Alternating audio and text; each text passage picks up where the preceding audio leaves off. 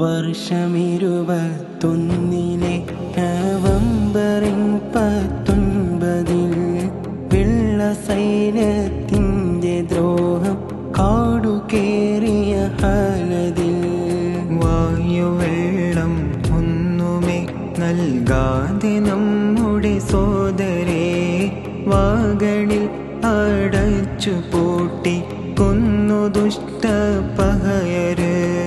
സൈനിക പവറിൻ്റെ ഹുങ്കിൽ കേട്ടിയന്ന് വാഗണിൽ സാത്വികർ പാവങ്ങൾ 100ഓളം വരും നിർദോഷികൾ. അന്ന് തീരൂരിലണഞ്ഞ വണ്ടി 77 അട്ടിയിട്ട് ജനത്തെ തള്ളി പൂട്ടി വാഗൺ ഓട്ടമാ. ആസ്വദിച്ചെൻഡ്രൂസ് എന്ന സായിപ്പുണ്ട് ഗമയില്.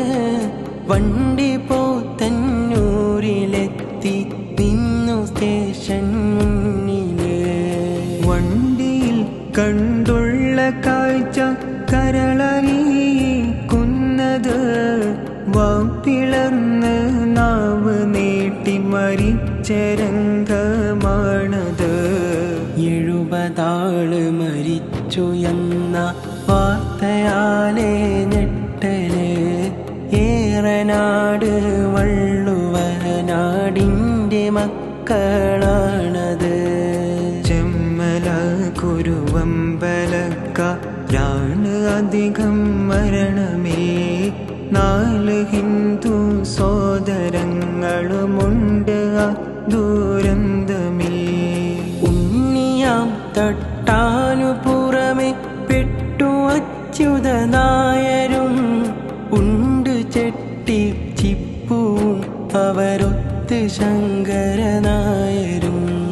വളപുരം കമ്മുണ്ണി മൗല നാഥന്ന മഹിതരെ വെള്ള സൈന്യം കൊണ്ടുപോയി എന്ന വാർത്ത കേൾക്കവേ സത്യമറിയാനായി പോയ ശുദ്ധരാം ജനങ്ങളെ സേന മൊത്തം തടവിലാക്കി ഇട്ട് വിട്ടു മഹിതരെ. അന്നുമുണ്ട് നല്ലൊരു പാലം പുലാമന്തോളില്. ആയത് തകർത്തുവെന്ന വ്യാജ കുറ്റം ഫയലില്. ചെമ്മല കുരുവമ്പലക്കാർ പെട്ടു കള്ള കേസില്. 40 പിന്നൊന്നുമേ പേരാണ് നാടിനു പോയത്. എത്തി വണ്ടിയിൽ ജനാസ മൊത്തമായി തീരൂരില്. ഏറ്റുവാങ്ങി സംസ്കരിച്ചു ദുഃഖമാം കണ്ണീരില്. 50 പിന്നഞ്ചു പേർക്കും അവർ കോരങ്ങത്തില്. അപ്പുറം 11 പേർക്ക് കോട്ട് ഖബർസ്ഥാനില്. മാന്യ ഹിന്ദു സോദരർക്കും അന്ത്യനിദ്ര തിരൂരില്. മഹിമയിൽ നാടൊത്തു നൽകി തൊട്ടടുത്ത സ്ഥലമില്. ജീവിതം തിരിച്ചു കിട്ടി പലരുമെത്തി ജയിലില്. ജയില് കിട്ടാത്തോർക്ക് ശിക്ഷ നൽകിയന്ന് ദ്വീപില്. വന്നു ശിക്ഷ തീർന്നു കൊന്നോല അഹമ്മദ് ഹാജിയും വാഴയിൽ വി കുഞ്ഞയമ്മു എന്ന ശുദ്ധ ഹൃദയനും. വന്യകോയ കുട്ടിയെന്ന പേരു കേട്ട തങ്ങളും വാഗണിൽ പൊലിയാതെ ശിക്ഷ തീർന്നു വന്നോർ മൂവരും.